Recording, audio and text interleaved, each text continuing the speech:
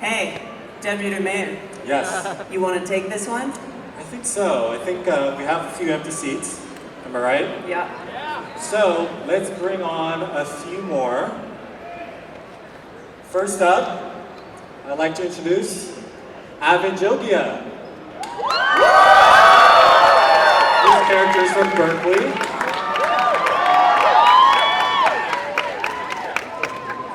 Next, I'd like to bring up Zoe Deutsch.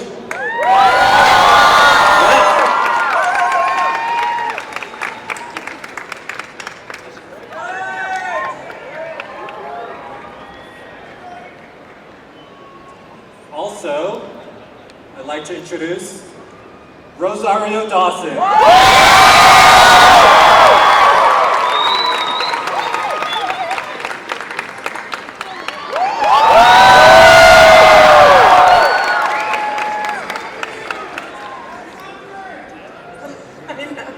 And last but certainly not least, the man with all the rules, Jesse Eisenberg.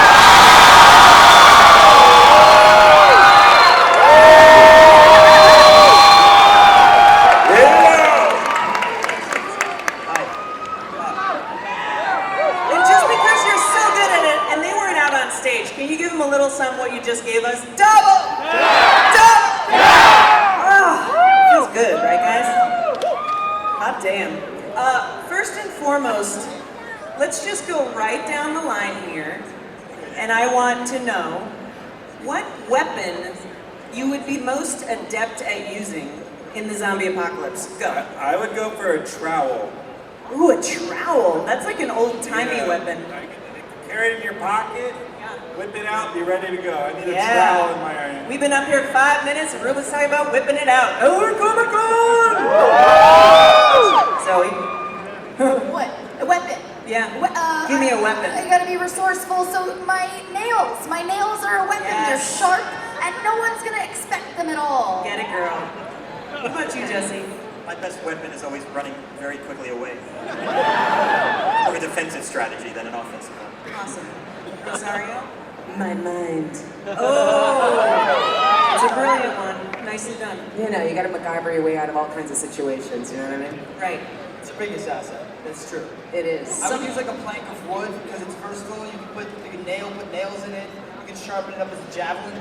Toothpicks. Toothpicks. You got toothpicks always. Being the writers, I think pen. Pen is mightier than the sword. That's what I hear. But also a sword would be great. Sword would be better, actually.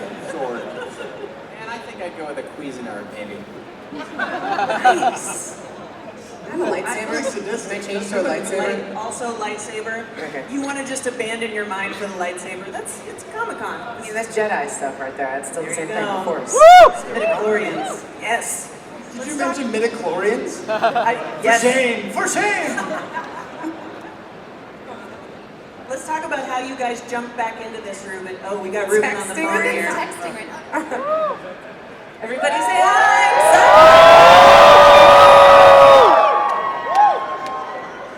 And now let's talk about how you guys decided to make Double Tap. So who made the call? How did it start to happen? I actually did make the call. It was about 5 years ago after I had some films that weren't as beloved as Zombieland. And I was kind of licking my wounds a little bit and thinking about, oh, that was pretty great, that first movie I made, and those people were pretty awesome. Maybe we should try and get them back together. And so I called up the studio and they were excited to pursue it. And unfortunately, Rhett and Paul were busy making a little movie called Deadpool. So they weren't around to write it straight away, but we had a couple different writers help out, and then they came in and brought it home while I was shooting Venom. The final draft came in, and then the rest is history. We were able to get the original cast back, and it was a dream come true. Paul and Rhett, did you guys have, I'm going to lean way forward because it's a good look. Did you guys have unused zombie kills that you got to make a reality for this movie?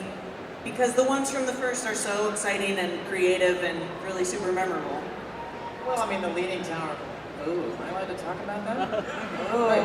Well, I mean, the leaning tower of Pisa may end up falling over on top of something. Maybe. Might happen. Zoe, I think that since you're new, we have to figure out who Madison is. Can you totally, tell us about Madison? Yes, so I play Madison, who is one of the new survivors that the OGs meet in Zombieland. Madison is, I get to live all of my Valley Girl dreams out through Madison. I was born and raised in the San Fernando Valley.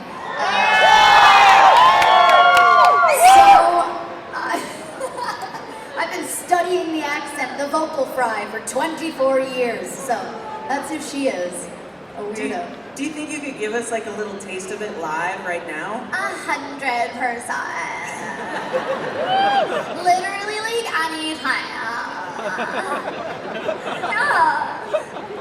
You guys are all so cute.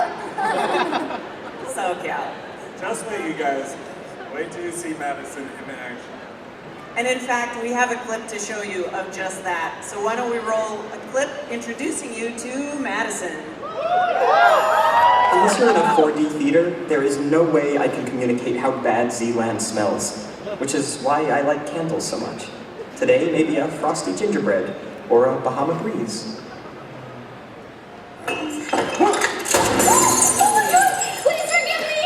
It's fake fur! Oh my god, I'm so sorry. I thought you were a... You said I was a zombie? Yeah, of course. A zombie. Oh my god, no, I don't even eat meat. I'm a vegetarian. Vegan, actually.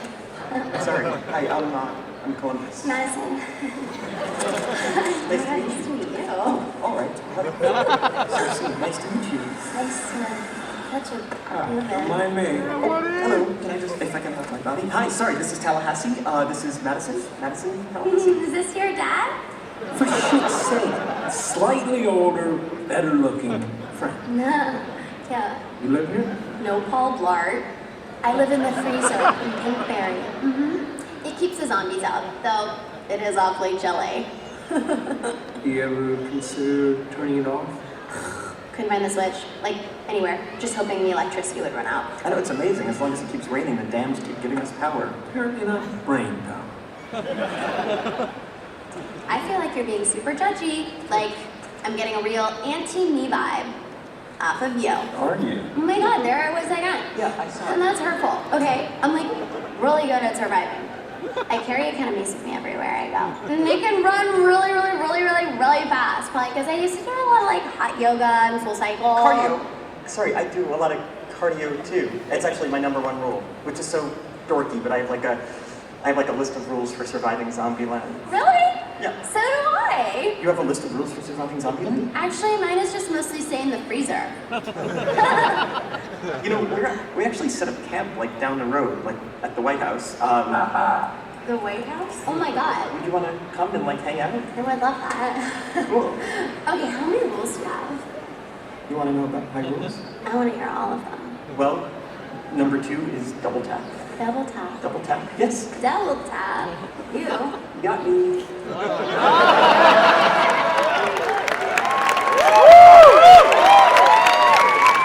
And the whole movie in that velour tracksuit seems like the best costume ever, also. Oh yeah, that was cozy as hell. That was amazing. I love that tracksuit. Jesse, I'm assuming that it was incredibly intoxicating for Columbus to get to explain his rules to this fabulous new lady. There aren't a lot of them in Zombieland, so what was it like to come back into this world for you? Oh, it was an amazing honor. It was the first popular movie I did, and then subsequently it proved time and time again how great the experience was by contrast to other experiences. It was just such a special movie. In terms of explaining my rules to her, that is this person's absolute dream come true. To have a girl interested in his rules, since Emma's character, who I'm dating, doesn't follow them. She knows him, she doesn't follow him, she's over him. Yeah. Yeah, it's like a weirdly sexy thing. Yeah, exactly. Yeah. Yo, thank you so many people coming here. I'm so shocked. Thank you so much for coming. Rosario, can you tell us about Nevada, because she is the most badass? Nevada's resourceful. Nevada's my kind of lady. She's game, she's ready, she's independent, she's fierce, she's fun, wild. I am actually. Yeah, it was really fun playing her and pretending to have way better skills with guns and cars than I actually do. No, actually, I did on my own driving. No special effects. And the entire movie. I was like, oh my God, for real? Because I assume everything that you say is legit true. So, Sure, because I pretend for a living. yeah, that's a fine point. Avon, can you talk about like what was happening with you when Zombieland 1 came out? What was your response to that movie? Well, you mean as a person, or what was Berkeley doing in Zombieland 1? No, I'm gonna say you spiritually as a human sitting in front of us. I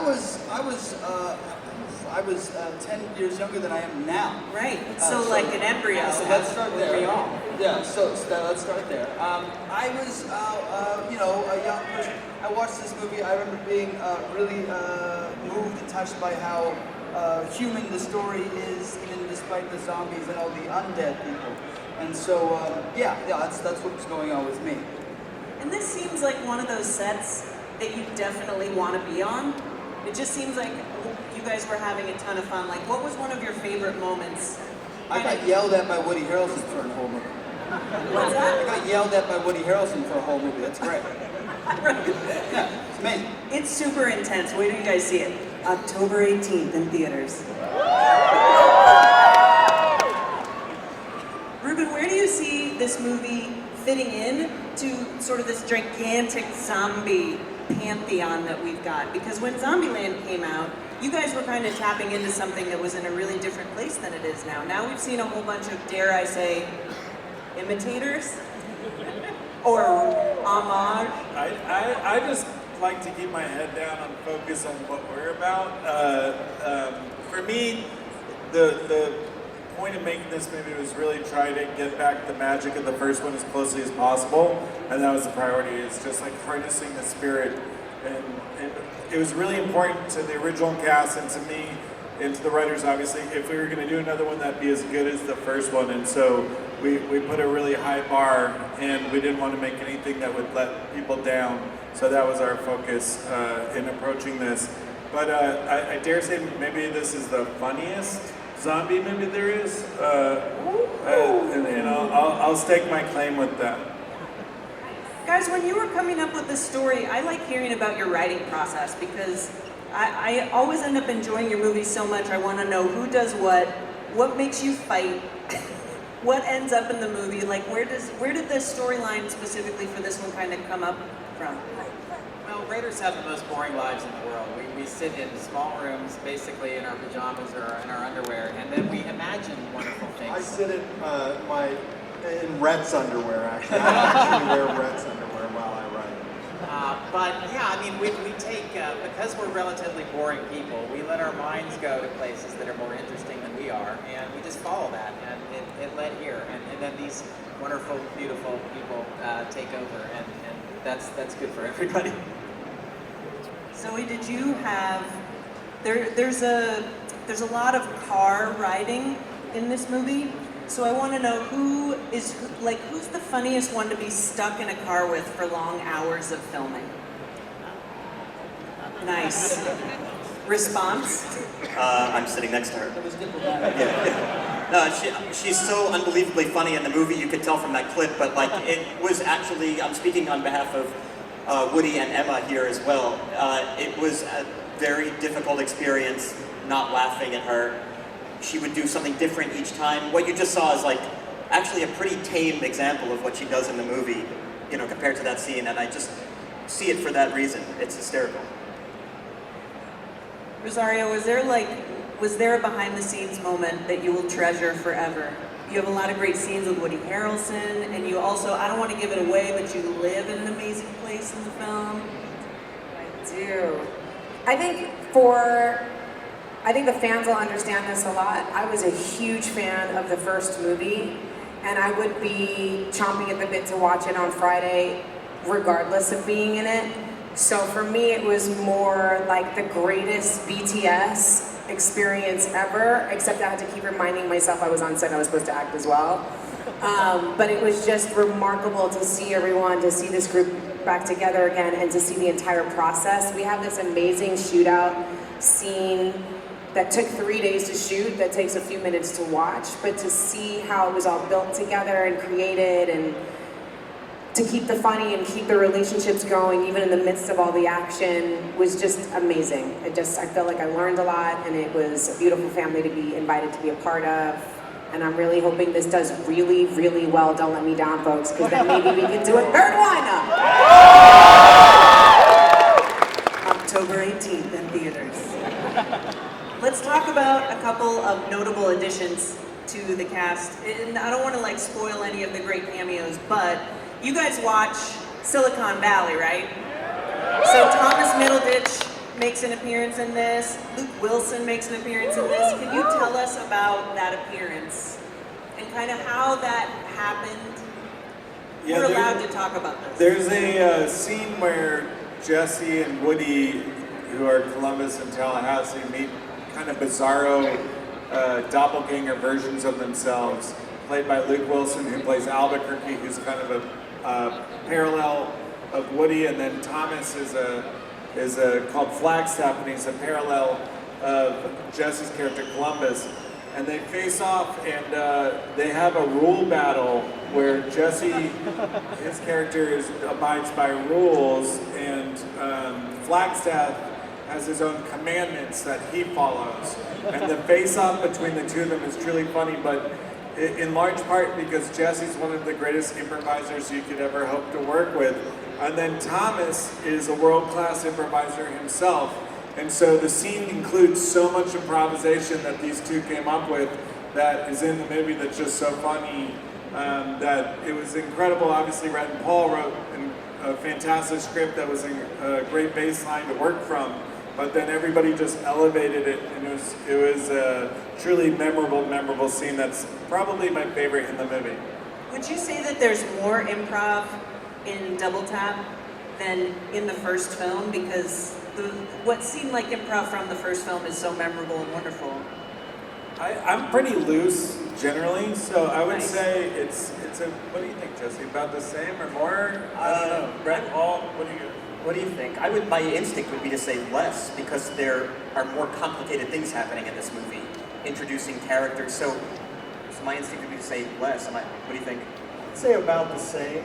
About the same. But you know, as writers, we love improv because these guys are so. Did you guys just take it from page one and go? Oh, she was great. We're in our own like little mini movie throughout the, because we sort of split off from the original 3 and now 4, and sort of have our own little film. So I got to sing songs with Abby, and Abby was basically just like the most welcoming, and everyone, the original cast is the most welcoming people in the world. It was really great to be able to be included in this new group. What kind of songs did you guys bust out? Oh, I passed off original music written by other people as my own music. Sure. Yeah, to get laid. Because he's a phony, and it's really fun. I get to be a bit of a douche, so that's good. Now, Red and Paul, this is a super important question. How do you think Deadpool would do in Zombieland?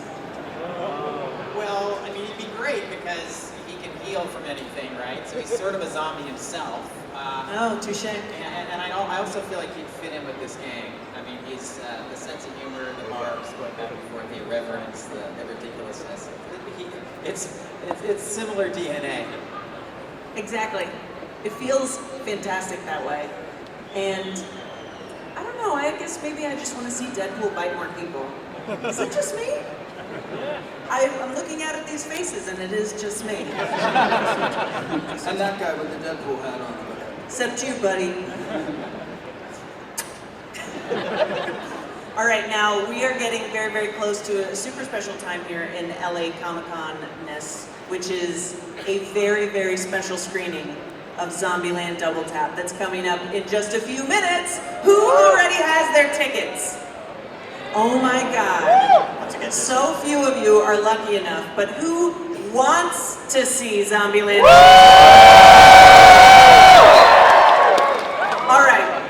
So here's how we're gonna do this. There's a screening tonight. We've been running just a little behind. I have no time frame here. There's a sense of timelessness up here, right guys? It's amazing. Just remember, rule 21, stay away from strip clubs. Thank you so much. All right. Now what I have in my hot little hands are 10 wristbands to go see this screening. All right? Now what's gonna happen is, you guys, especially ones of you that came correct and showed up in costume, are going to just wave your hands in the air. Maybe like you don't care, but I know you definitely do. And up here, everyone is gonna spot somebody in the crowd. So catch somebody's eye. And we've got the Evolve Entertainment Fund interns to help us hand out these wristbands. So I believe it's time.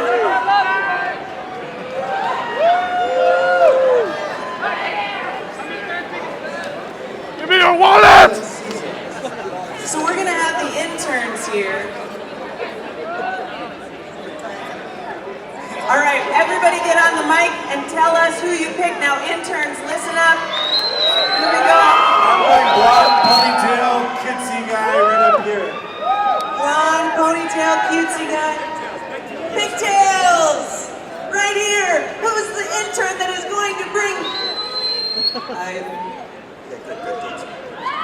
You guys, this is happening live on. All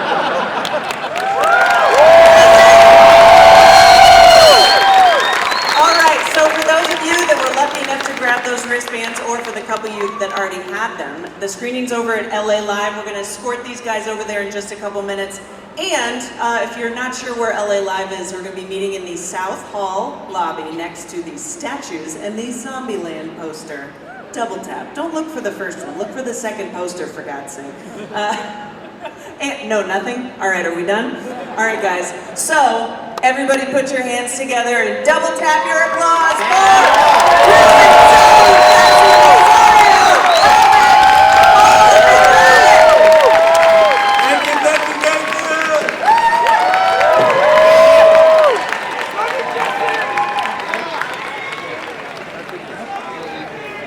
friends, now you get to see their backs. 2 for the price of 1. Thanks for being such a great audience, everybody. Have a great Comic-Con. My name is Great Drake. I'm Ms. Movie Bone. Good night!